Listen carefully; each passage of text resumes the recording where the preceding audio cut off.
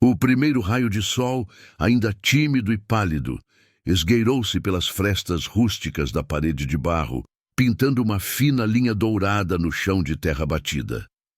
Elara sentiu o peso do amanhecer antes mesmo de abrir os olhos. Um peso familiar, denso, que se aninhava em seu peito como uma pedra antiga. Ela respirou fundo, o ar pesado com o cheiro de suor seco e o mofo que insistia em viver nos cantos mais escuros do barracão.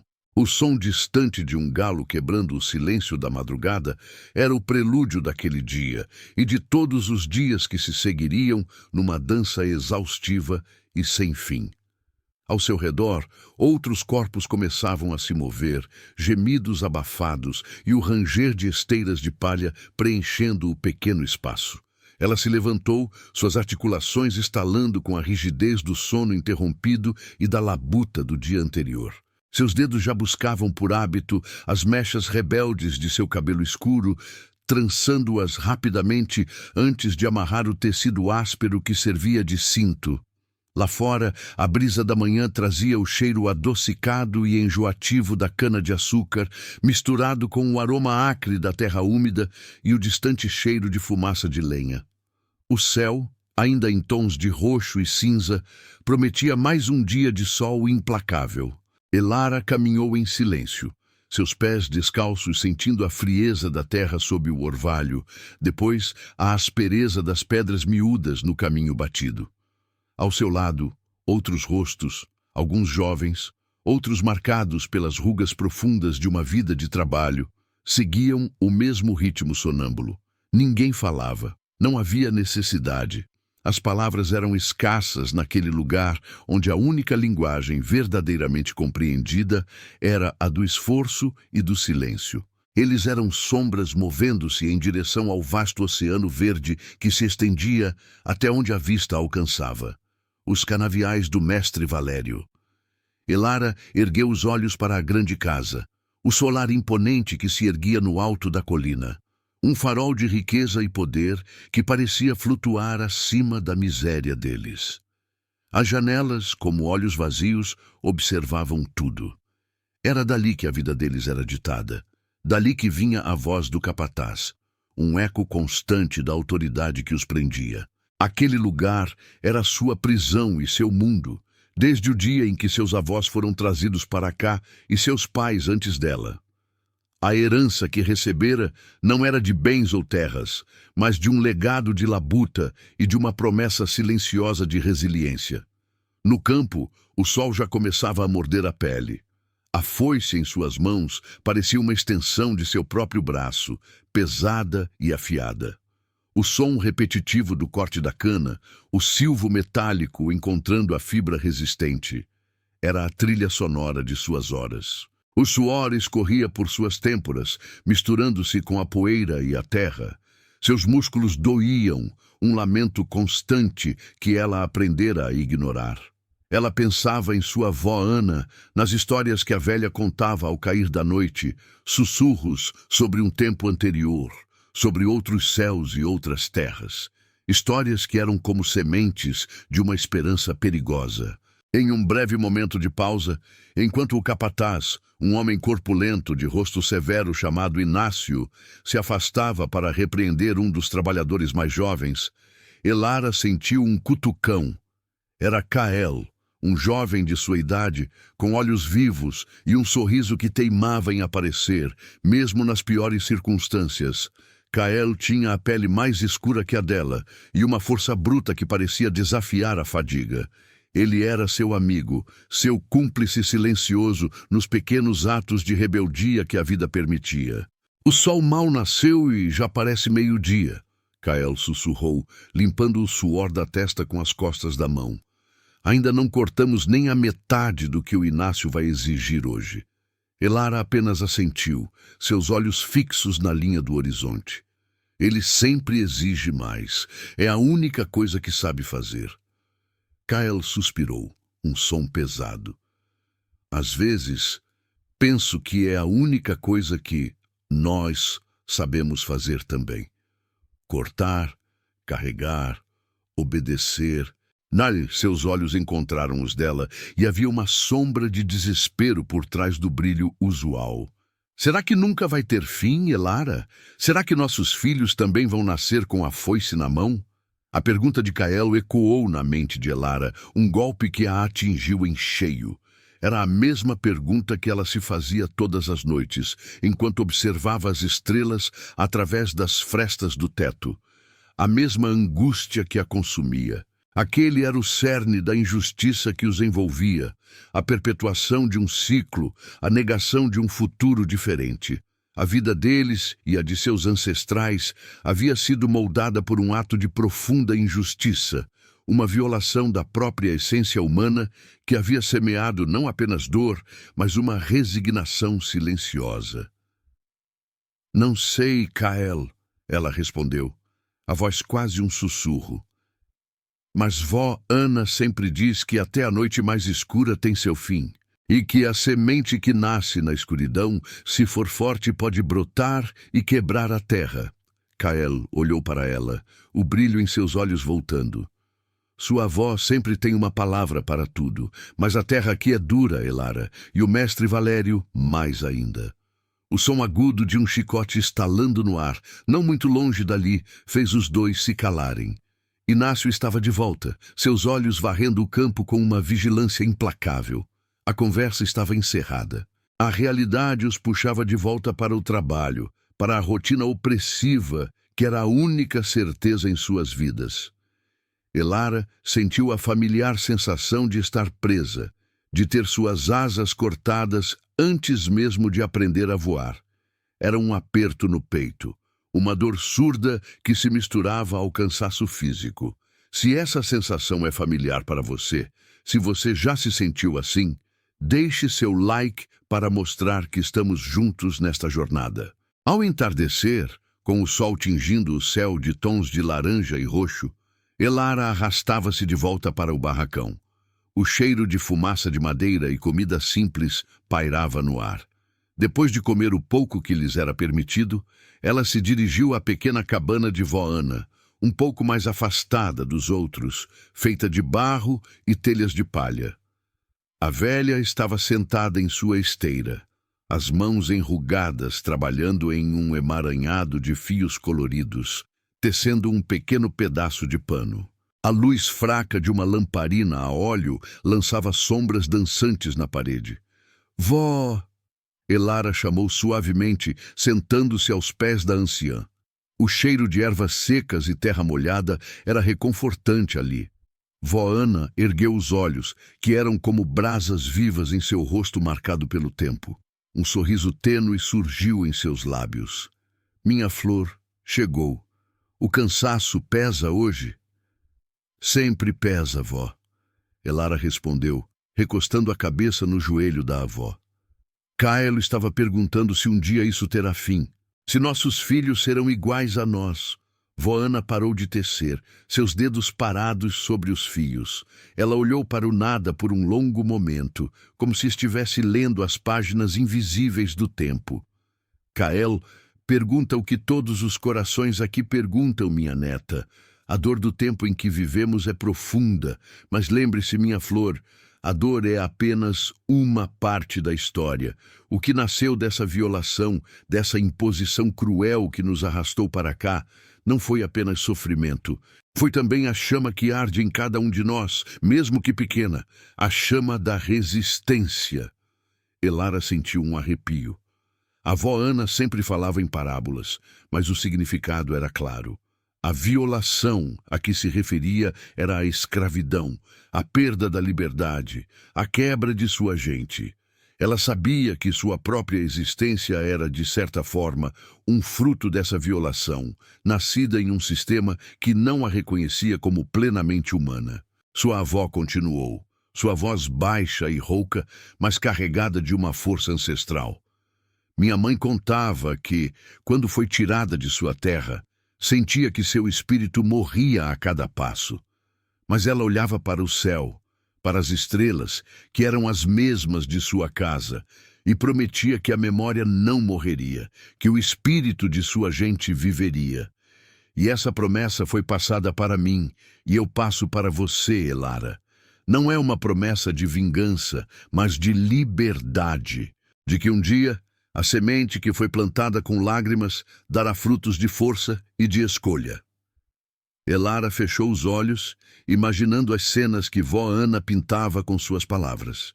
O mar vasto e traiçoeiro, as correntes, o desespero, e ainda assim, a faísca de esperança que se recusava a morrer.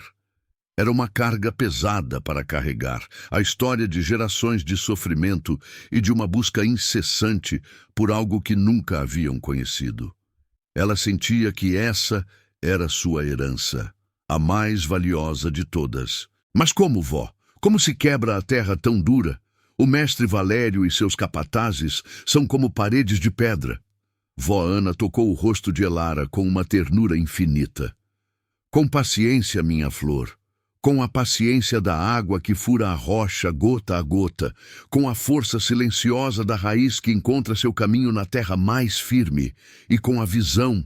Onde eles veem apenas trabalhadores, você deve ver almas. Onde eles veem apenas cana, você deve ver um campo de possibilidades. A revolução, minha neta, começa de dentro.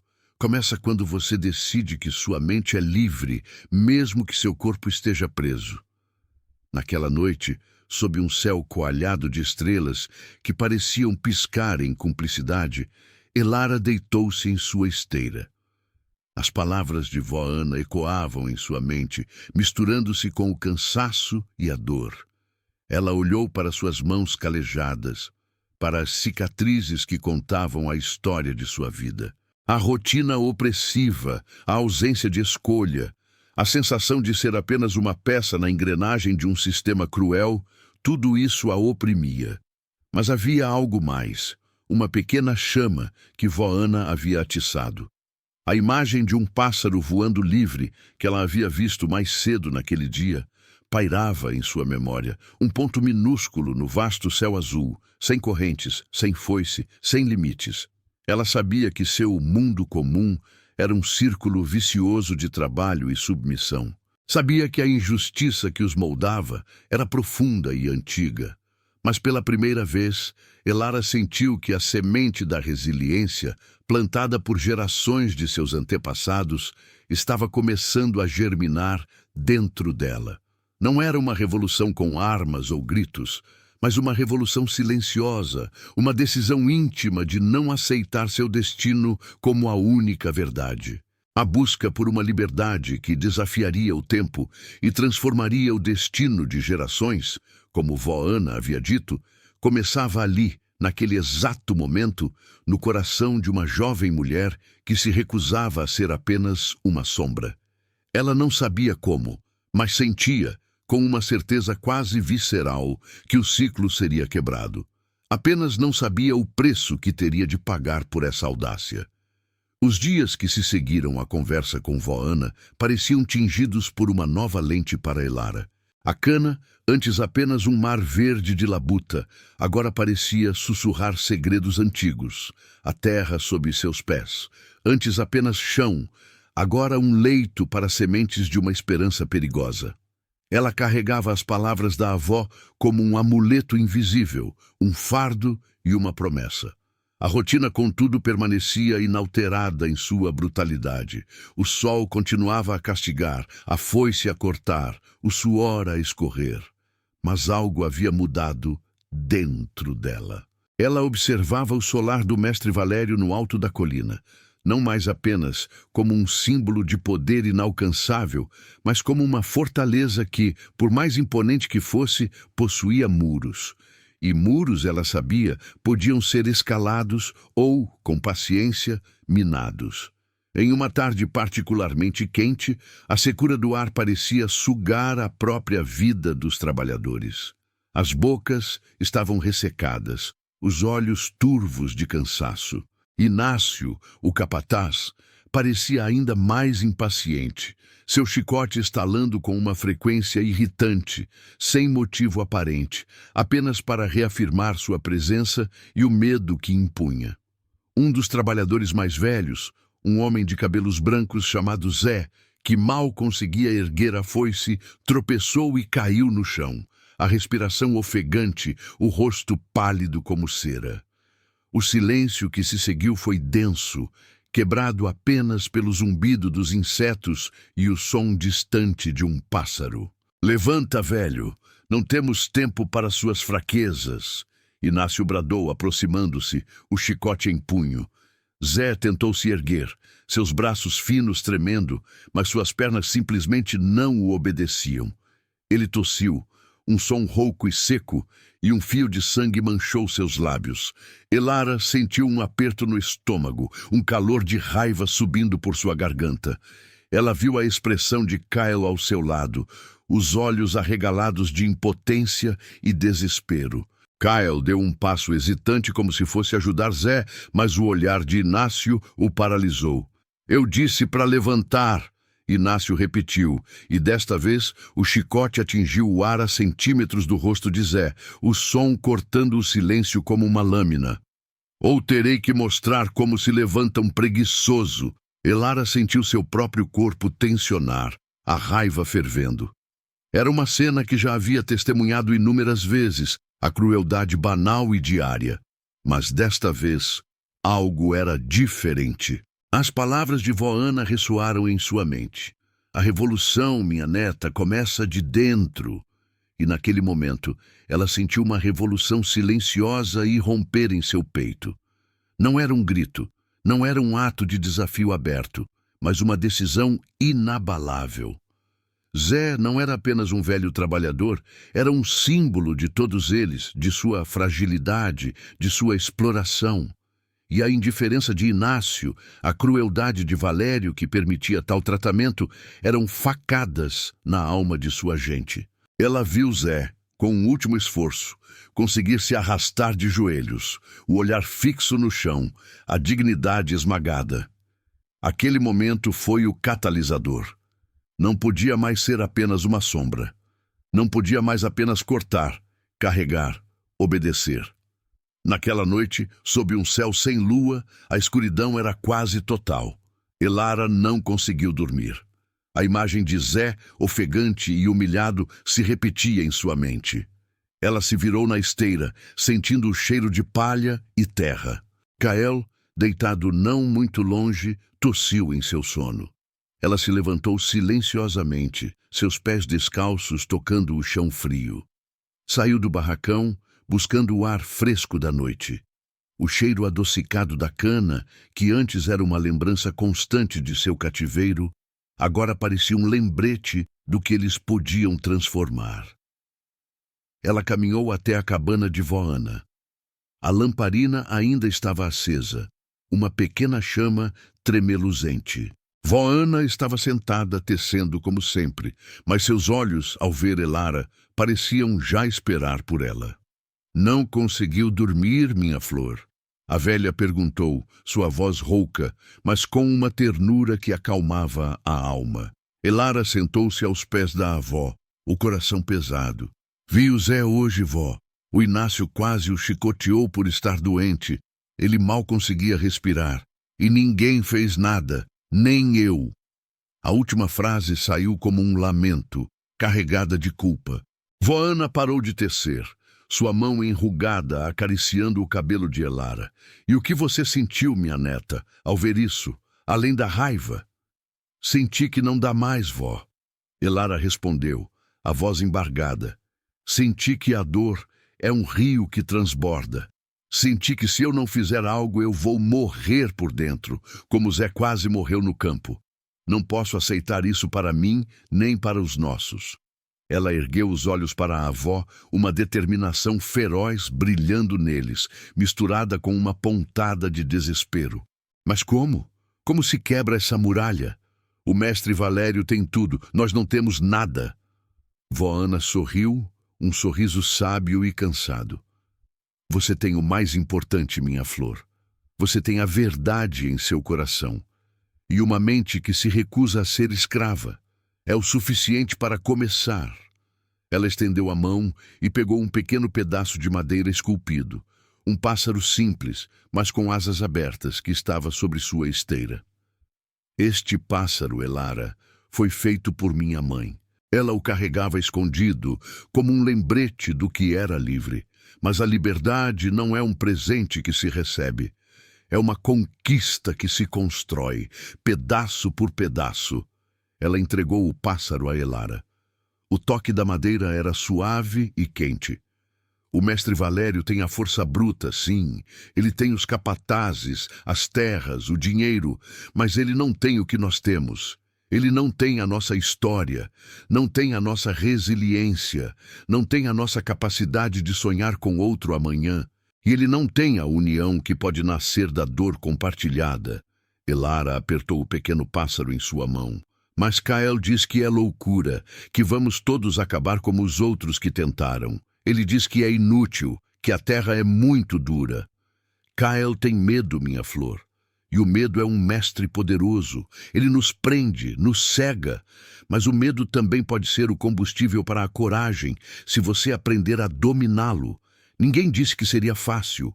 A jornada mais longa começa com um único passo. E esse passo, muitas vezes, é o mais difícil de todos. O passo da decisão. Vó Ana olhou fixamente para Elara. Você está disposta a pagar o preço, minha neta? Porque a liberdade, a verdadeira liberdade, exige sacrifícios, exige inteligência, exige paciência e exige que você não desista, mesmo quando tudo parecer perdido. Elara sentiu o peso da pergunta. O preço. Ela imaginou o chicote de Inácio, a fúria de Valério. Imaginou a solidão de uma luta que poderia ser dela sozinha. Mas então, ela pensou em Zé, em Kael, em todos os rostos marcados pelo sofrimento. Pensou nas histórias de seus antepassados, nas promessas silenciosas que haviam sido passadas de geração em geração.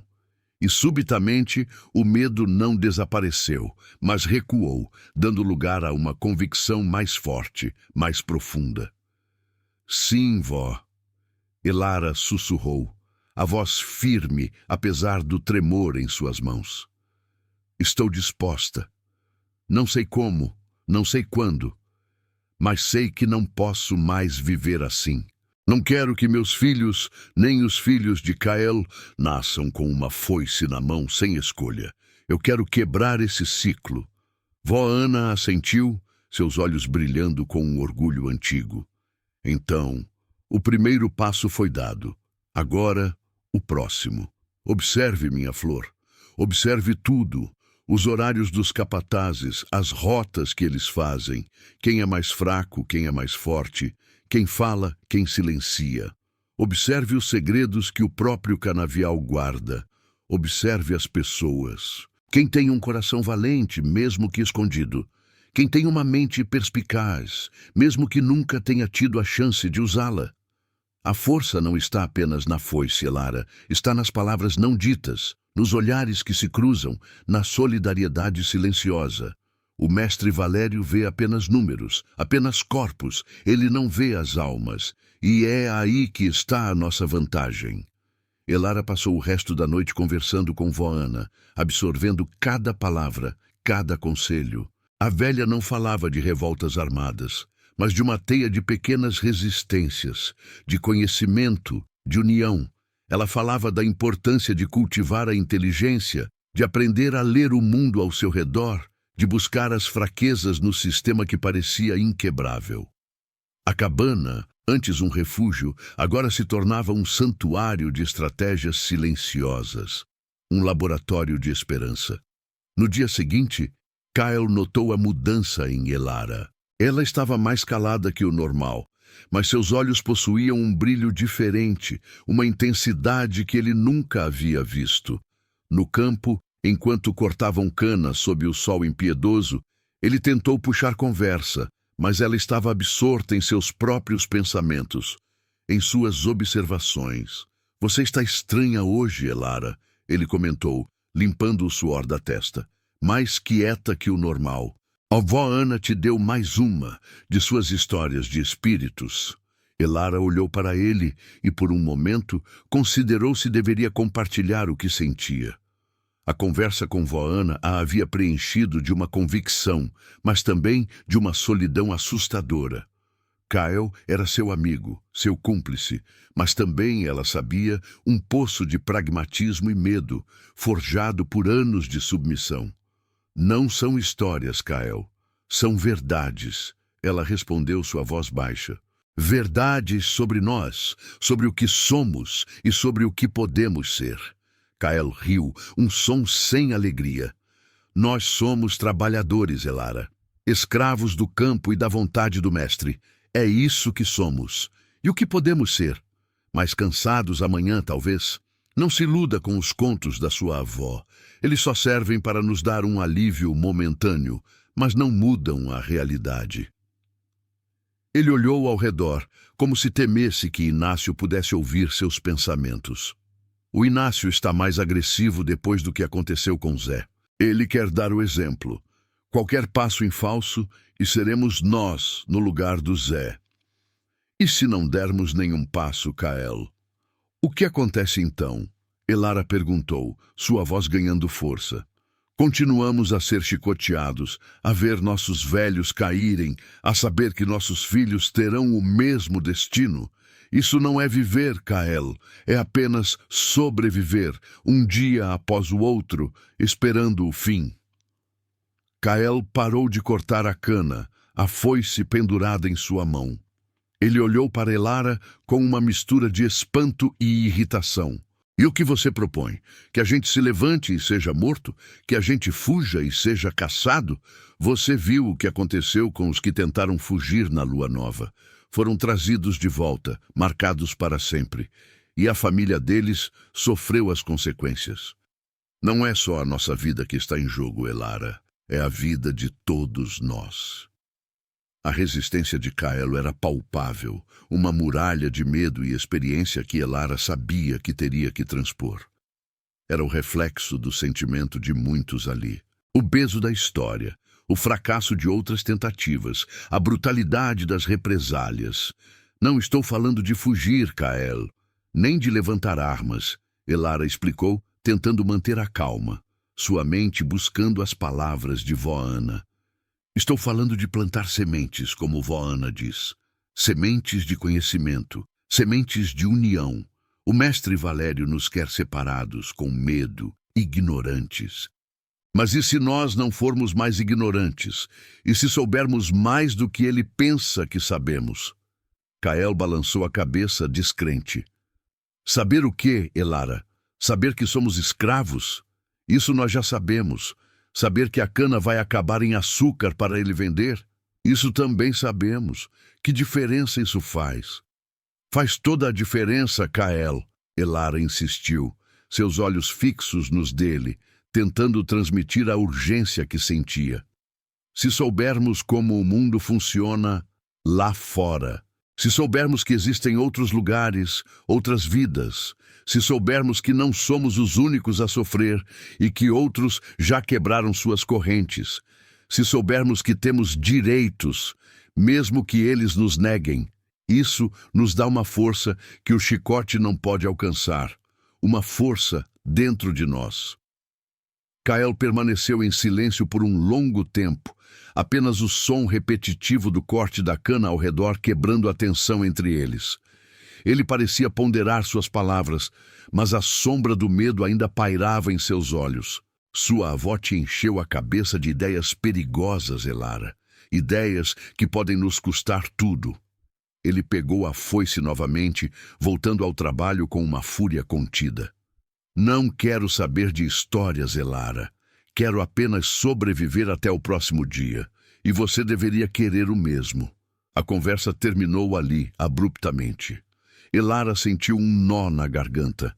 A resistência externa já havia começado, não apenas do sistema, mas de seus próprios. Ela sabia que a jornada seria solitária no início, mas a visão de Zé, o pássaro de madeira em seu bolso, e as palavras de vó Ana eram sua âncora. Nos dias e semanas seguintes, Elara começou a observar com uma intensidade quase febril. Ela prestava atenção aos capatazes, aos seus horários de ronda, aos seus momentos de distração. Notou que Inácio tinha um ponto cego perto do velho moinho ao meio-dia, quando o sol estava mais forte e os trabalhadores mais exaustos. Ela observava os outros trabalhadores, buscando sinais de descontentamento além do cansaço.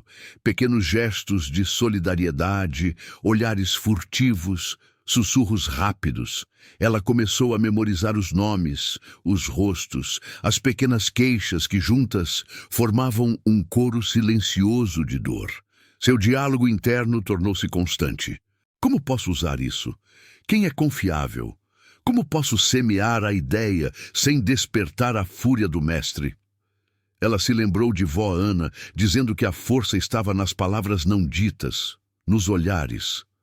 Ela começou a responder aos olhares de desespero com um olhar de compreensão, de força silenciosa. Pequenos gestos, quase imperceptíveis, mas que para os oprimidos podiam ser como um raio de luz. Uma tarde, enquanto carregava um fardo pesado de cana para a moenda, Elara viu o filho mais novo do mestre Valério, um menino de uns 5 anos, brincando perto da grande casa. O menino tinha roupas limpas, um sorriso despreocupado, e estava sendo vigiado por uma criada que parecia entediada. Elara sentiu um misto de inveja e uma estranha determinação.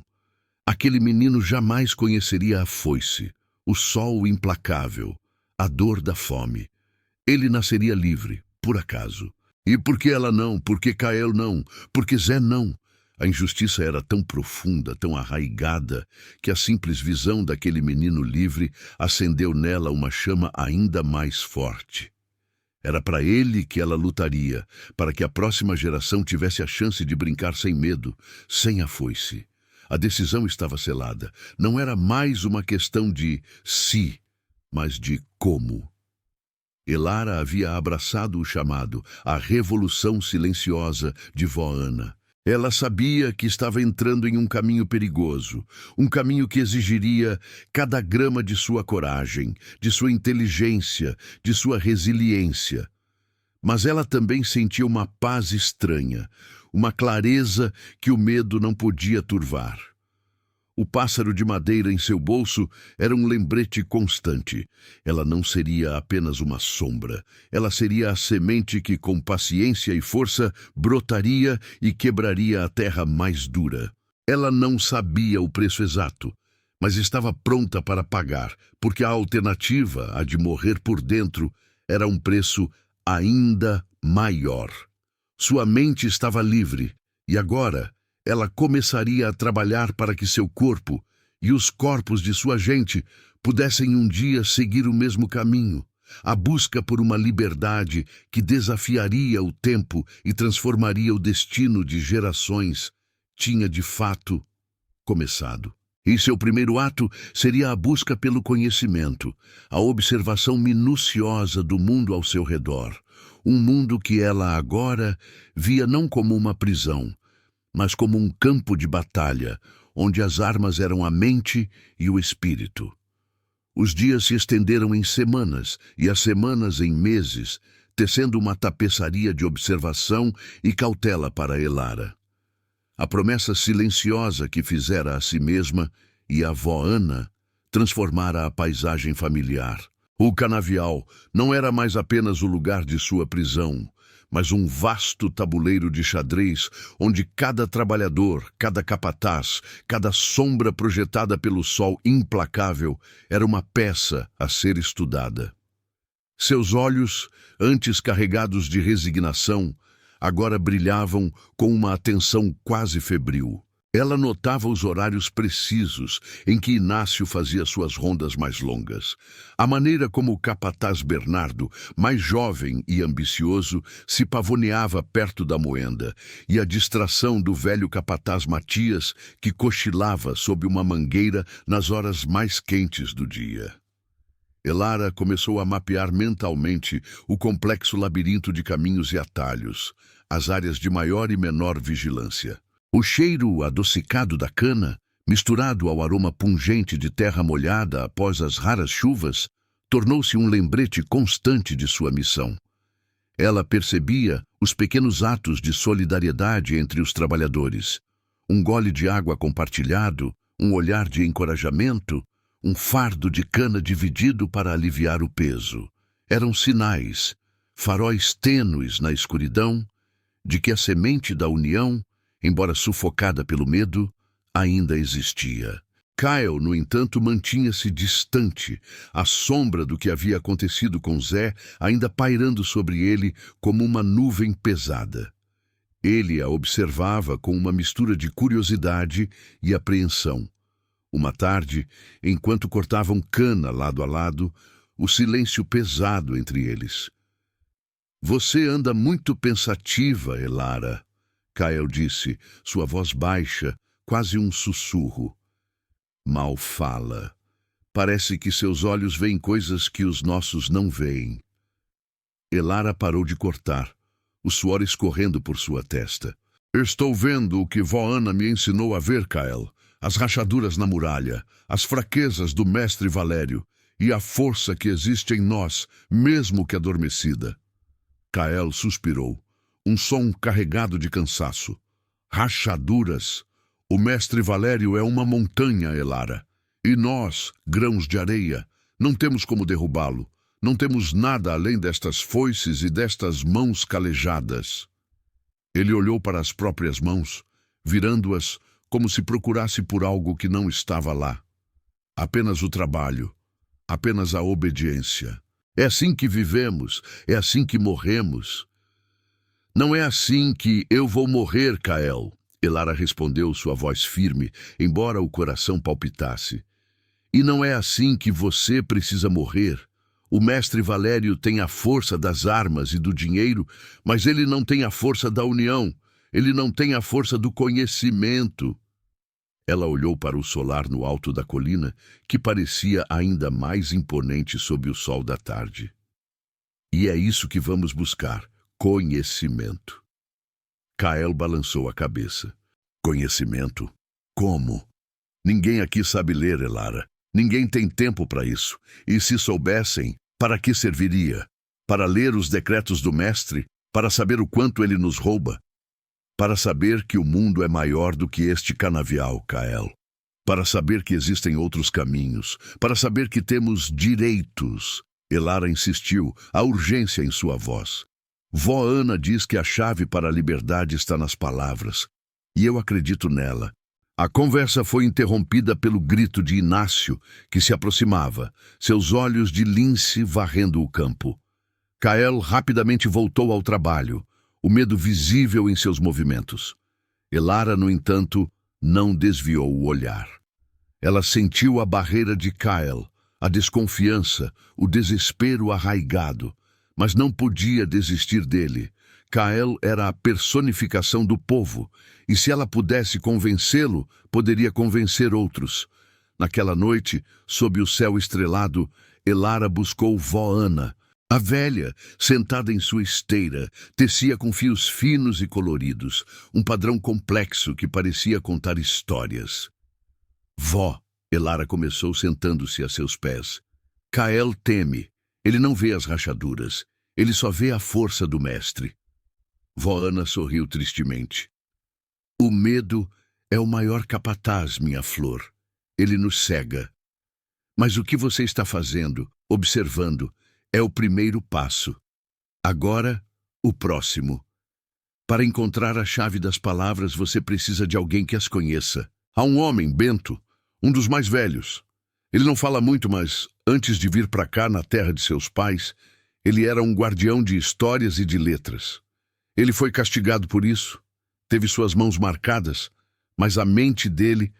a mente dele é um tesouro." Elara sentiu um arrepio de esperança. Bento. Ela o conhecia de vista, um homem magro, com olhos profundos e um silêncio que parecia carregar 1000 segredos. Ele sempre trabalhava sozinho em um canto mais afastado do canavial e nunca falava com ninguém. Nos dias seguintes, Elara começou a observar Bento. Ele era metódico, quase ritualístico em seu trabalho. Ela notou que, ao entardecer, quando todos se arrastavam para o barracão, Bento sempre se demorava um pouco mais, sentando-se sob uma velha jaqueira na beira do canavial, olhando para o horizonte. Um dia, ela se aproximou, o coração batendo forte. Bento, ela chamou suavemente. Ele ergueu os olhos, surpreso, mas sem mostrar emoção. Seus olhos eram de um castanho tão escuro que pareciam absorver a luz. Vó Ana me falou sobre você. Elara continuou tomando coragem. Sobre as histórias, sobre as letras. Bento a observou em silêncio por um longo momento, o escrutínio em seu olhar tão profundo que Elara sentiu como se ele pudesse ver sua alma. Finalmente, ele falou, sua voz rouca e baixa, como o murmúrio de um rio subterrâneo. As letras são perigosas, menina. Elas acendem fogueiras que o mestre não quer que ardamos. Mas também podem iluminar o caminho, Bento. Elara retrucou, sua voz mais firme do que esperava. Vó Ana diz que não podemos mais viver na escuridão, que a liberdade está nas palavras. Um quase imperceptível movimento nos lábios de Bento, um sorriso tênue, quase imperceptível. Sua avó é uma mulher sábia e teimosa, como a terra que se recusa a morrer. Ele olhou ao redor, para os canaviais que se estendiam até onde a vista alcançava. Se você busca a luz, menina, venha até mim quando as estrelas estiverem em seu ponto mais alto, perto da grande pedra que marca o fim do campo. Mas venha sozinha e não diga uma palavra a ninguém. Naquela noite, o coração de Elara batia em um ritmo frenético. A escuridão era densa, apenas a luz bruxuleante das estrelas e de uma lamparina a óleo na cabana de vó Ana quebrava o negrume. Ela se esgueirou para fora do barracão, sentindo o ar frio da noite na pele. Os sons noturnos da fazenda, o canto dos grilos, o farfalhar das folhas, pareciam amplificados. Chegou à grande pedra, um monólito escuro que se erguia no meio do campo, um marcador antigo de algo que ninguém mais se lembrava. Bento já estava lá, sentado, um pedaço de carvão e um pedaço de madeira lisa em suas mãos. As letras são a memória do tempo, ele sussurrou, sua voz mal audível. Elas guardam os segredos dos nossos antepassados, as leis de outros mundos, os caminhos para a liberdade. Mas para tê-las, você precisa de paciência e coragem, muita coragem. Pelos meses seguintes, sob o véu da noite e o olhar cúmplice das estrelas, Elara e Bento se encontravam. Ele a ensinou as formas das letras, os sons que elas faziam, a maneira como se juntavam para formar palavras. No início, era frustrante, um emaranhado de símbolos sem sentido. As mãos de Elara, calejadas pela foice, eram desajeitadas ao tentar segurar o carvão com a delicadeza necessária. Mas a cada encontro, a cada nova palavra que ela decifrava, uma faísca de entendimento acendia em sua mente. Ela sentia seu cérebro se expandir como uma flor que se abria ao sol. Bento não apenas a ensinava a ler e escrever. Ele compartilhava histórias de sua terra natal, de um tempo em que seu povo era livre, em que a sabedoria era cultivada, não temida. Ele falava de outros povos, de outras terras onde as pessoas tinham voz, onde podiam escolher seus próprios caminhos. Essas histórias eram como alimento para a alma faminta de Elara, uma prova de que a liberdade não era apenas um sonho impossível, mas uma realidade em algum lugar, um estado de ser que eles poderiam, um dia, alcançar. Enquanto isso, a vida no canavial continuava brutal. Mestre Valério, um homem de 40 e poucos anos, com um rosto sempre sério e olhos calculistas, parecia sentir uma leve mudança no ar. A produtividade se mantinha, mas havia uma quietude diferente entre os trabalhadores. Ele convocou Inácio e Bernardo, exigindo maior vigilância. Sinto que há algo no ar, Valério disse, sua voz fria e autoritária, enquanto Inácio e Bernardo o ouviam em seu escritório, um cômodo luxuoso com móveis de madeira escura e cheiro de tabaco. Uma inquietação, não a subestimem, uma semente de rebelião, se não for esmagada no início, pode virar uma floresta. Inácio assentiu, seu rosto severo. Cuidaremos disso, mestre. Aumentaremos as rondas. Qualquer sinal de insubordinação será punido exemplarmente. Bernardo, mais jovem e ansioso por impressionar, acrescentou: Talvez devamos separar os grupos mais velhos dos mais jovens, mestre. Os velhos costumam sussurrar demais. Valério considerou a ideia. Façam o que for preciso, mas não quero menos cana. Quero ordem e silêncio. As palavras de Valério foram, para Elara, um sinal de que suas ações, mesmo que invisíveis, estavam começando a ter um efeito. A vigilância aumentou. As rondas de Inácio e Bernardo ficaram mais frequentes e imprevisíveis. Os castigos mais severos. Um jovem chamado Tiago, pego tentando roubar um pedaço de carne, foi açoitado na frente de todos. Um espetáculo cruel para impor o medo. Elara sentiu o coração apertar, mas em vez de se desesperar, a cena apenas fortaleceu sua convicção. Aquele era o preço da inação. Ela começou a testar as águas com outros trabalhadores, usando as parábolas de vó Ana e as histórias de Bento. Falava sobre a semente que quebra a terra, sobre a luz que dissolve a escuridão. Observava quem respondia com um olhar de esperança, quem com um de medo, e quem com total indiferença. Mara, uma mulher forte e silenciosa que trabalhava na moenda, foi uma das primeiras a demonstrar interesse. Seus olhos, que antes pareciam vazios, agora seguiam Elara com uma curiosidade sutil. Uma tarde, enquanto carregavam cestos de cana para a moenda, Elara se aproximou de Mara. O cheiro doce e forte do melaço enchia o ar, misturando-se com o calor úmido do vapor. Vó Ana me disse uma vez que a água, por mais suave que seja, pode furar a rocha mais dura se for persistente. Elara sussurrou, sem olhar diretamente para Mara.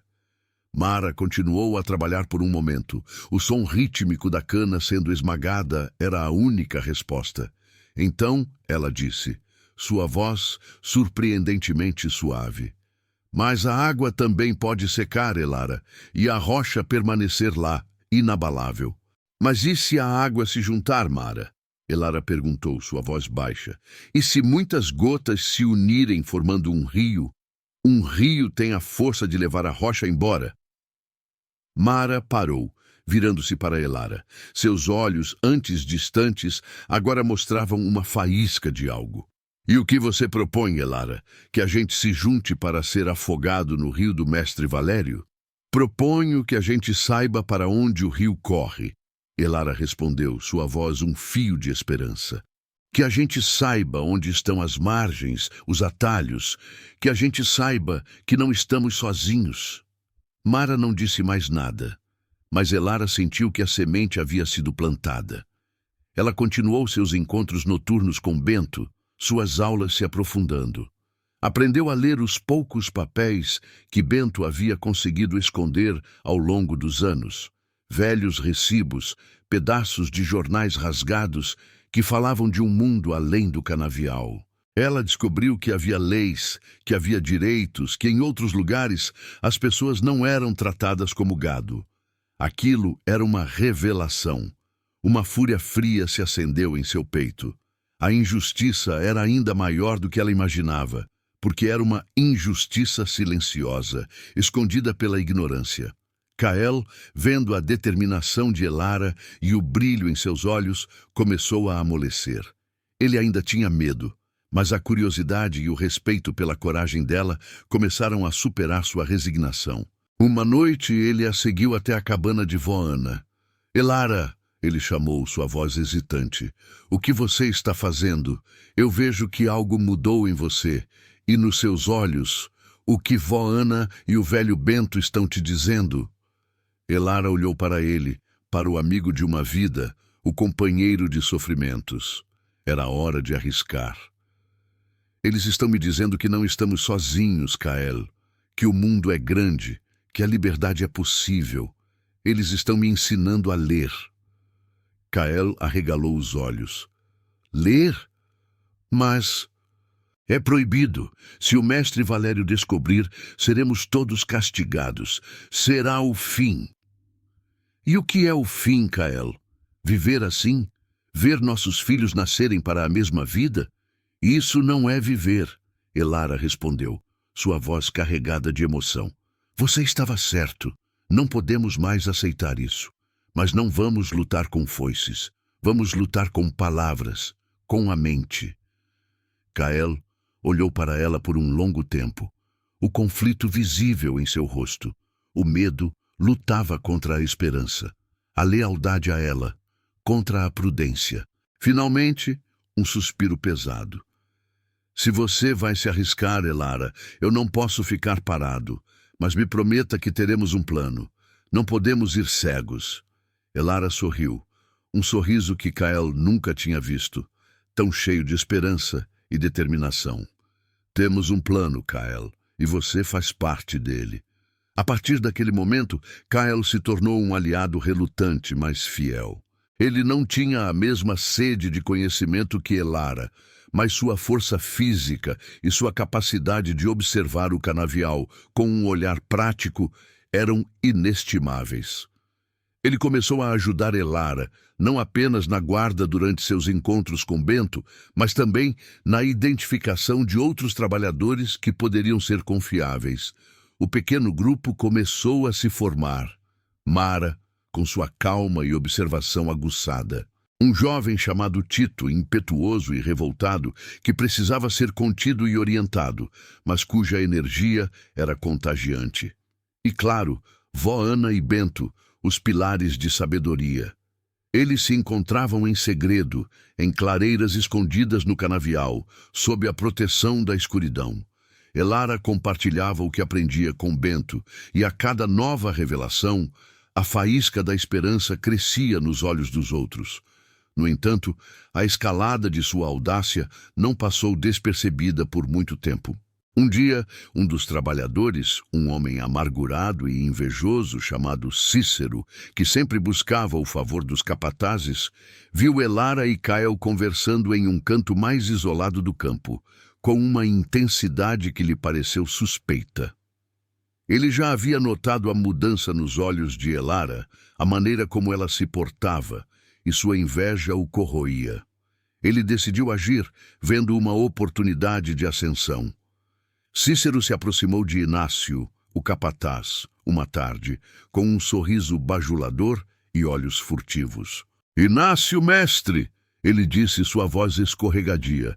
"Tenho observado a Elara e o Kael.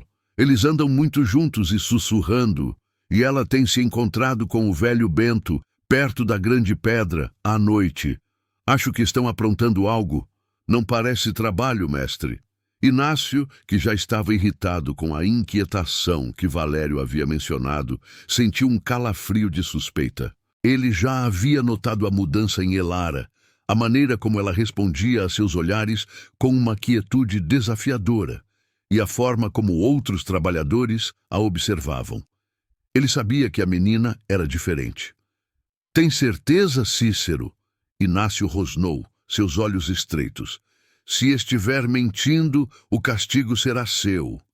"Tenho, mestre. Eles estão tramando algo ruim para o mestre Valério." Cícero insistiu, seu coração batendo forte com a mistura de medo e excitação. Inácio decidiu investigar. Naquela noite, em vez de fazer sua ronda habitual, ele se escondeu perto da grande pedra. E lá, sob a luz fraca da lua, ele viu Elara e Bento. Bento estava desenhando letras na terra, e Elara observava com uma intensidade que não era de trabalho, mas de aprendizado. Inácio não precisava entender o que eles faziam para saber que era proibido, que era perigoso. O mestre Valério havia deixado claro: conhecimento era uma ameaça. A manhã seguinte trouxe consigo uma nuvem negra sobre o canavial. Inácio, com o rosto mais severo do que nunca, esperou que todos os trabalhadores estivessem reunidos antes de anunciar. Soube de atos de insubordinação, de encontros secretos à noite, de coisas que não pertencem a vocês. Inácio bradou, seus olhos varrendo a multidão. parando em Elara e Bento. O mestre Valério não tolera a rebelião e não tolera a desobediência e, acima de tudo, não tolera a escrita. O silêncio que se seguiu foi quase palpável. Medo, desespero. Todos os olhos se voltaram para Elara e Bento. Kael sentiu um frio na espinha. Mara endureceu o semblante. Bento, Elara, venham para a frente! Inácio ordenou, e a voz de Valério ecoou por trás dele. Mestre Valério estava lá, em pessoa, algo raro. Seu rosto era uma máscara de fúria contida. Então é assim que vocês me pagam? Com traição e desobediência? Pensei que este canavial era minha propriedade, minha ordem. Mas parece que alguns de vocês esqueceram seu lugar. Bento, com sua dignidade silenciosa, deu um passo à frente. Elara o seguiu, o coração batendo com uma força assustadora, mas seus olhos fixos em Valério, sem desviar. Você, velho tolo! Valério bradou para Bento. Pensei que tivesse aprendido sua lição há anos. Mas parece que a idade só te deixou mais teimoso, e você, menina tão jovem, já se corrompendo com ideias perigosas. Valério fez um sinal. 2 capatazes seguraram Bento, e Inácio pegou o chicote. O som do primeiro golpe foi um eco de dor que rasgou o ar. Bento não gritou, apenas um gemido abafado. Elara sentiu uma pontada aguda em seu próprio corpo, uma dor que se misturava à raiva e ao desespero. Kael deu um passo à frente, um grito de protesto em sua garganta, mas Mara o segurou com força. Este é o preço da desobediência, Valério gritou, sua voz ressoando. Este é o preço da rebelião. Que sirva de exemplo para todos vocês. A mente de vocês pertence a mim. O corpo de vocês pertence a mim. Nada de vocês é seu. Os golpes continuaram. Um som brutal que silenciou o canavial. Elara sentiu as lágrimas quentes escorrerem por seu rosto, mas ela se recusou a desviar o olhar. Ela viu a dor nos olhos de Bento, mas também, por um breve momento, uma chama de resistência. Ele estava pagando o preço para que ela pudesse ver. Quando os golpes pararam, Bento estava no chão ofegante, sangrando. Inácio se aproximou de Elara, o chicote em punho. Ela fechou os olhos, pronta para o que viria. Mas Valério a impediu. Não, Valério disse, sua voz fria. Ela é jovem. Talvez ainda possa aprender. Levem o velho para a cabana, amarrem-no. E a menina, ela vai trabalhar em dobro, sem comida por 3 dias, que sinta na pele o que é a fome por ousadia. O castigo de Elara não foi físico, mas mental e emocional. Trabalhar em dobro sob o sol implacável, com o estômago vazio, enquanto a imagem de Bento ensanguentado se repetia em sua mente, foi uma tortura. A humilhação, a impotência, a sensação de ter falhado, de ter levado Bento àquela situação. Ela se sentiu completamente quebrada. Naquela noite, deitada em sua esteira, a dor da fome e do cansaço era avassaladora, mas a dor maior era a culpa. As palavras de vó Ana sobre o preço da liberdade ecoavam em sua mente, mas agora elas pareciam um peso insuportável. Ela havia falhado. Bento estava sofrendo por sua causa. A semente que ela pensou ter plantado havia sido pisoteada. Essa foi a noite escura da alma de Elara. Ela questionou tudo. Era mesmo possível? Ela era forte o suficiente? Será que vó Ana estava errada? Será que a única verdade era a foice, o trabalho, a submissão? As lágrimas escorriam silenciosamente, molhando a palha sob sua cabeça. O pássaro de madeira em seu bolso parecia agora um peso morto, um lembrete cruel de uma esperança que talvez nunca se realizasse. Ela se sentia sozinha, mais sozinha do que nunca. A escuridão parecia engoli-la por completo. No dia seguinte, ela se arrastou para o campo, um espectro de si mesma. O sol parecia zombar dela, o peso da foice era insuportável. Ela via os olhares dos outros trabalhadores, alguns de pena, outros de medo, alguns de raiva. Ela sentiu que havia os desapontado. Kael, com o semblante pesado e os olhos marejados, ajoelhou-se ao lado de Elara. Ele via a sombra da derrota em seu rosto, a mesma sombra que havia se apossado de tantos outros que ousaram sonhar. Mas algo em seu peito se recusava a aceitar. Ele havia testemunhado a dor de Bento, a brutalidade de Inácio, a frieza de Valério. E, mais importante, ele havia visto a faísca que Elara havia acendido. Elara, ele sussurrou a voz rouca. Não pode ser o fim. Não agora. A avó Ana disse que a semente que nasce na escuridão, se for forte, pode brotar e quebrar a terra. Você é essa semente, Elara. E o Bento, ele não sofreu em vão. Elara não respondeu, seus olhos fixos no teto de palha, mas as palavras de Kael foram como um bálsamo lento e doloroso. Ela sentia o cansaço esmagador, a culpa corroendo-a. Mas a menção a Bento, a sua dignidade silenciosa, a sua dor, trouxe uma nova onda de emoção. Ele havia sido chicoteado por ela, por causa de sua sede de conhecimento. Ele havia pago um preço imensurável. Como ela poderia desistir agora? Como poderia desonrar seu sacrifício? Ela se virou para Kael, seus olhos vermelhos e inchados, mas com uma intensidade renovada. Eu o coloquei em perigo, Kael. Ele está ferido por minha causa.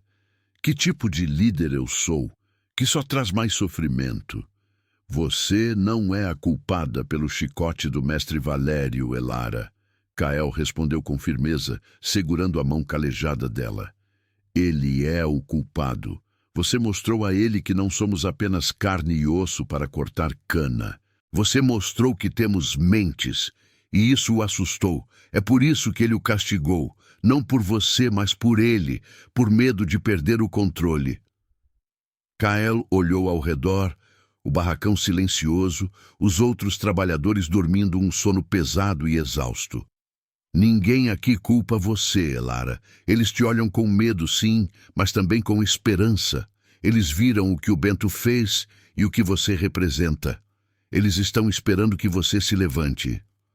As palavras de Kael eram um choque. Elara havia se perdido em sua própria dor e culpa, mas ele a estava puxando de volta, mostrando-lhe a perspectiva maior. O sacrifício de Bento não era uma falha, mas um testemunho. Era uma declaração de que a mente livre era, de fato, a maior ameaça ao poder do mestre Valério. Naquela mesma noite, Elara se arrastou até a cabana de vó Ana. A lamparina estava acesa e a velha tecia com uma calma que parecia desafiar o caos do mundo. Vó Ana ergueu os olhos e, sem dizer uma palavra, estendeu a mão para Elara.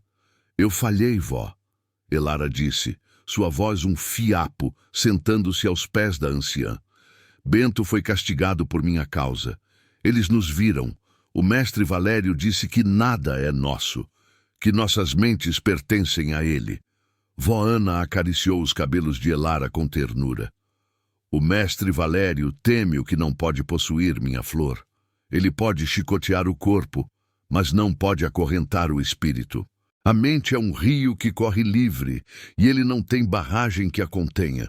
Bento sabia disso, e ele escolheu pagar o preço para que essa verdade pudesse ser vista por todos. Ele te deu a maior lição de todas, que a liberdade tem um custo, mas a escravidão tem um preço ainda maior. Vó Ana pegou um pequeno pote de barro e tirou de dentro um pedaço de tecido velho, manchado e rasgado. Era um mapa rudimentar, desenhado com carvão, mostrando os caminhos e as moendas e alguns símbolos estranhos. Este é o mapa que meu avô fez, na primeira geração. Ele era um homem que não aceitava seu destino. Ele tentou fugir, mas foi pego. Antes de ser castigado, ele me disse: o mestre Valério tem os papéis, os números. Ele sabe o quanto ele nos rouba. Se um dia alguém puder ler esses papéis, o castelo dele cairá. Ele não sabia ler, mas ele sabia que a força estava ali. A fraqueza do opressor está em sua própria ganância, escrita em seus próprios registros. Elara olhou para o mapa, sentindo o peso da história em suas mãos. Mas como, vó? Se eu mal comecei a aprender e Bento está ferido, preso? Bento está preso no corpo, mas sua mente ainda é livre, minha flor. Vó Ana corrigiu, seus olhos brilhando. E você não está sozinha. Kael, Mara, Tito, eles viram, eles sentiram. O castigo não esmagou a esperança, Elara. Ele a incendiou. As pessoas estão mais atentas agora, mais prontas para ouvir. A dor é um catalisador. Use-a. Naquela mesma noite, Elara, Kael e vó Ana fizeram uma visita secreta a Bento. Ele estava amarrado, ferido, mas seus olhos, ao ver Elara, brilhavam com uma força indomável. Ele sussurrou palavras, frases curtas, apontando para o mapa que vó Ana havia entregado a Elara.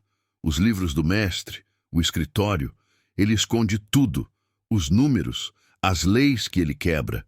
Bento sabia que Valério mantinha registros detalhados de todas as suas transações, mas que muitos desses registros eram fraudulentos, feitos para enganar fiscais e esconder a verdadeira extensão de sua riqueza e as condições subhumanas dos trabalhadores.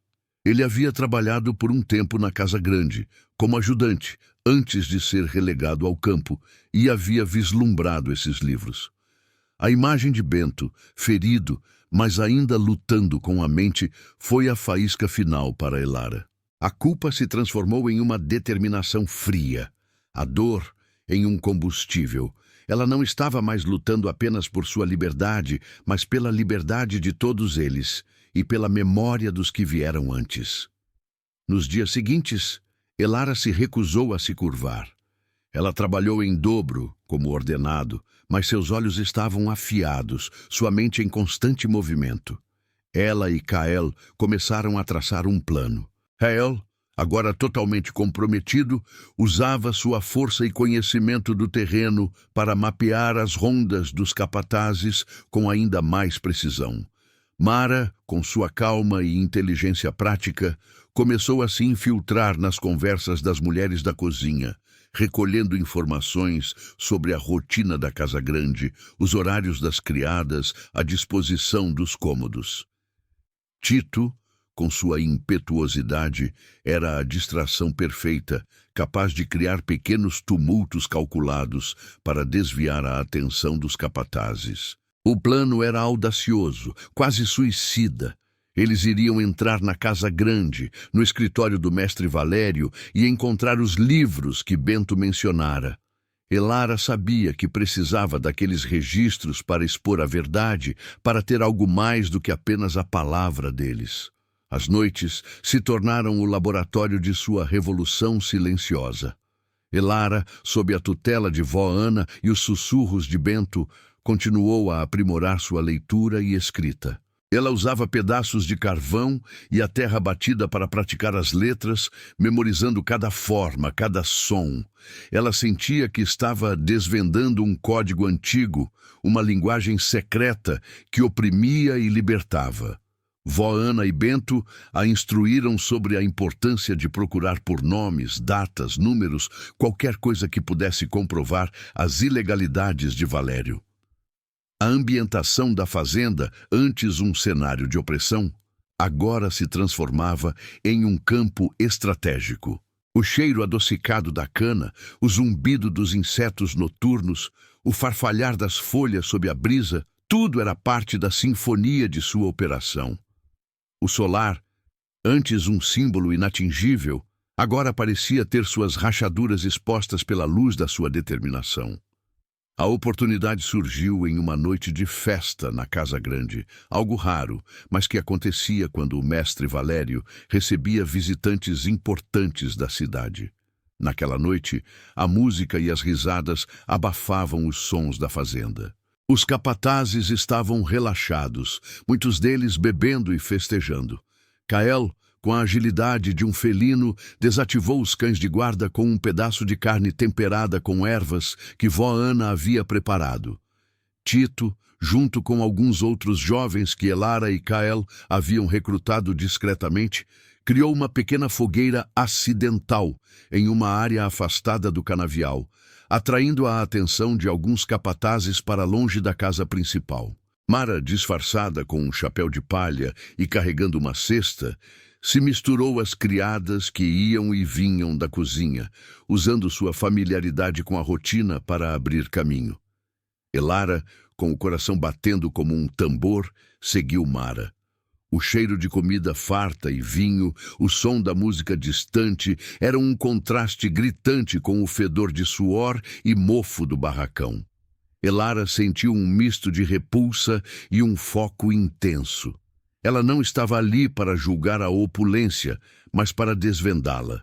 Mara a conduziu por corredores escuros e silenciosos. O ranger das tábuas do assoalho, sob seus pés, era um som ensurdecedor no silêncio da casa. Elara sentia o cheiro de madeira polida, flores frescas e o aroma pesado do tabaco que vinha do escritório. Chegaram à porta do escritório do mestre Valério. A luz fraca de uma lamparina vazava por baixo da fresta. Ele está lá, Mara sussurrou, seu rosto tenso. Ainda com os convidados, mas pode voltar a qualquer momento. Elara assentiu. Era agora. Ela se esgueirou para dentro, seus olhos varrendo o cômodo luxuoso. Estantes cheias de livros que ela não conseguia ler. Mapas, um globo terrestre. E sobre a mesa de madeira escura, empilhados e abertos, os livros de contabilidade do mestre Valério. Suas mãos tremiam enquanto ela os abria. As letras e números dançavam em sua frente, uma cacofonia de símbolos. Mas as lições de Bento e vó Ana ecoavam em sua mente. Ela buscou os padrões, os nomes, as datas. Ela encontrou números que não batiam, entradas que mostravam salários irrisórios e custos inflacionados, contratos de indentured servitude, que eram, na verdade, uma forma legalizada de escravidão, mas com cláusulas que Valério violava constantemente. Ela encontrou o nome de Zé, de Bento, de Cael, de sua própria família, todos com valores que não correspondiam à realidade. Ela não podia levar os livros, e se tentasse copiar, levaria tempo demais. Então, uma ideia, um lampejo de gênio que Bento havia sussurrado para ela. A fraqueza do mestre Valério era sua arrogância. Ele assinava tudo. Ela pegou um pedaço de carvão e um pequeno pedaço de pano que havia trazido e começou a copiar as assinaturas de Valério em documentos cruciais, os números de contas secretas, os nomes de cúmplices e os valores das transações fraudulentas. Ela sentia o suor escorrendo por suas costas, cada segundo uma eternidade. De repente, o som de passos se aproximando. Mara, que estava de guarda, fez um sinal. Valério estava voltando. Elara agiu por instinto. Ela escondeu os pedaços de pano e carvão dentro de suas roupas, fechou os livros e se escondeu rapidamente atrás de uma cortina pesada, o coração martelando contra as costelas. A porta se abriu. O mestre Valério entrou, seu rosto corado pelo vinho, mas seus olhos ainda afiados. Ele pegou uma garrafa de licor e um copo, e se sentou em sua poltrona, examinando os livros abertos sobre a mesa. Elara prendeu a respiração, sentindo o cheiro forte de tabaco e vinho. Ela podia ver a bota polida de Valério a poucos centímetros de seu esconderijo. Valério suspirou, um som de satisfação. Tudo em ordem, ele murmurou para si mesmo, virando algumas páginas. Ele não notou nada. Ele não podia imaginar que uma escrava pudesse ter a audácia de invadir seu santuário de poder. Após o que pareceu uma eternidade, Valério se levantou, apagou a lamparina e saiu do escritório, trancando a porta. Elara esperou alguns minutos, até ter certeza de que ele se fora, e então saiu de seu esconderijo. Mara a esperava, com o rosto pálido. "Vamos." Mara sussurrou, e juntas elas se esgueiraram para fora da casa grande, misturando-se à escuridão da noite. Eles se encontraram com Cael e Tito em um local seguro, uma clareira no canavial. Elara retirou os pedaços de pano, as assinaturas e os números cuidadosamente copiados. Kael e Tito olharam com espanto. Isso é o que vai quebrar a terra, Kael, Elara disse, sua voz rouca, mas carregada de triunfo. A verdade, escrita na própria mão do mestre Valério. A partir daquele momento, a revolução silenciosa de Elara ganhou uma nova dimensão.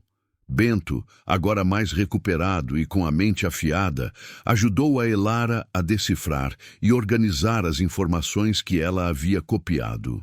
Eles descobriram que Valério não apenas explorava seus trabalhadores, mas também sonegava impostos, desviava fundos e forjava contratos para enganar as autoridades da cidade. Ele tinha uma rede de contatos corruptos que o protegiam, mas também o tornavam vulnerável se a informação chegasse às mãos certas. O desafio agora era como usar essa informação.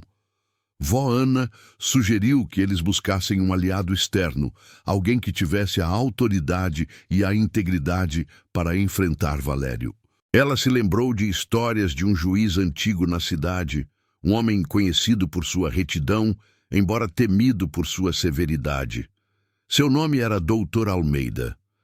A tarefa de levar a mensagem ao Doutor Almeida foi um risco colossal. Elara, com sua nova habilidade de leitura e escrita, redigiu uma carta detalhada, transcrevendo as provas que haviam coletado. Kael, com sua força e conhecimento dos arredores da fazenda, se ofereceu para a missão disfarçado de viajante. Mara, com sua calma e capacidade de observação, o acompanharia, fingindo ser uma vendedora de ervas. A despedida foi tensa, sob o céu estrelado. Vó Ana abraçou Kael e Mara, seus olhos cheios de uma mistura de medo e orgulho. Vão com a bênção dos nossos ancestrais, que a verdade seja a espada de vocês. Kael e Mara partiram antes do amanhecer, usando rotas secretas que Kael havia mapeado. Elara ficou na fazenda, a angústia corroendo-a a cada dia que passava sem notícias. O trabalho continuava, o sol castigava, mas a esperança agora era uma chama que queimava forte nos corações dos trabalhadores que conheciam o plano. 2 semanas depois, quando a esperança começava a vacilar, um cavalo solitário apareceu na estrada de terra que levava à fazenda. Não era Kael, nem Mara. Era um mensageiro oficial da cidade, carregando um pergaminho selado. O capataz Inácio o recebeu com desconfiança, mas o mensageiro insistiu em falar com o mestre Valério. A notícia se espalhou como fogo. O mestre Valério foi convocado à cidade para responder a acusações de fraude, sonegação e tratamento desumano de seus trabalhadores. A carta de Elara, com as provas irrefutáveis, havia chegado às mãos do doutor Almeida. O juiz, conhecido por sua integridade, havia iniciado uma investigação. Valério, em sua fúria, tentou negar, mas as provas eram esmagadoras. Os números, as assinaturas, os testemunhos de Kael e Mara, que haviam contado sua história em detalhes ao juiz. Cícero, o informante, tentou se redimir, mas sua credibilidade era zero. O resultado não foi uma liberdade imediata e total para todos, mas foi o início de uma nova era. O mestre Valério foi multado pesadamente e forçado a vender parte de suas terras para pagar as dívidas e as compensações. Ele foi obrigado a assinar novos contratos com os trabalhadores, garantindo salários justos, horários de trabalho humanos e o fim dos castigos físicos. A posse da terra não era mais sua, e a escravidão por dívida foi formalmente abolida naquelas terras. A fazenda não era mais um canavial de escravos, mas uma comunidade de trabalhadores, ainda sob vigilância, mas com dignidade. O doutor Almeida, impressionado com a coragem e inteligência de Elara, providenciou para que ela e outros tivessem acesso à educação formal. Elara se tornou a voz de seu povo. Ela não era uma líder com chicote, mas uma líder com livros. Ela ensinava as crianças e os adultos a ler e escrever, usando os mesmos carvões e a mesma terra que Bento havia usado para ensiná-la. O pássaro de madeira que vó Ana havia lhe dado era agora um símbolo em sua mesa, um lembrete constante de que a liberdade não era um presente, mas uma conquista diária. Bento, agora livre de suas amarras e tratado com respeito, assistia ao florescer da comunidade, seus olhos profundos cheios de paz e orgulho. Vó Ana, com um sorriso sábio, viu sua profecia se cumprir. Cael, com sua força e lealdade, tornou-se o protetor da comunidade, garantindo que os novos acordos fossem cumpridos. Mara, com sua calma e discernimento, ajudava a organizar a vida diária dos trabalhadores, garantindo que todos tivessem voz. Tito, canalizando sua impetuosidade, tornou-se um defensor incansável dos mais jovens, garantindo que a próxima geração crescesse com conhecimento e esperança. A semente da injustiça, plantada em uma época cruel, havia de fato germinado em algo inesperado. O que nasceu da violação não foi apenas dor, mas uma jornada silenciosa de resiliência inabalável e a busca por uma liberdade que desafiou o tempo e transformou o destino de gerações. A história de Elara e de seu povo revelou como a mais infame das imposições pode paradoxalmente forjar a mais poderosa das revoluções interiores. A foice ainda era usada no campo, mas não mais como um símbolo de cativeiro, e sim como uma ferramenta de trabalho digno. Os filhos daquelas terras não mais nasceriam com o destino selado, mas com a promessa de um futuro onde a mente era livre e o corpo respeitado. A escuridão havia chegado ao seu fim, e a luz do conhecimento e da união havia brotado, quebrando a terra mais dura. A mudança de Elara de uma sombra resignada a uma líder iluminada é a prova de que a verdadeira força não reside na opressão, mas na inabalável busca pela verdade e pela dignidade humana. É um lembrete de que mesmo nas circunstâncias mais sombrias, a chama da esperança pode ser acesa e, com coragem e união, transformar o impossível em realidade. Sua história é um eco através do tempo, um sussurro persistente de que a liberdade, a verdadeira, começa no coração e na mente de cada um de nós. Inscreva-se para mais histórias de transformação e superação. E comente abaixo. Qual é o primeiro passo que você vai dar hoje para quebrar as correntes da sua própria opressão silenciosa?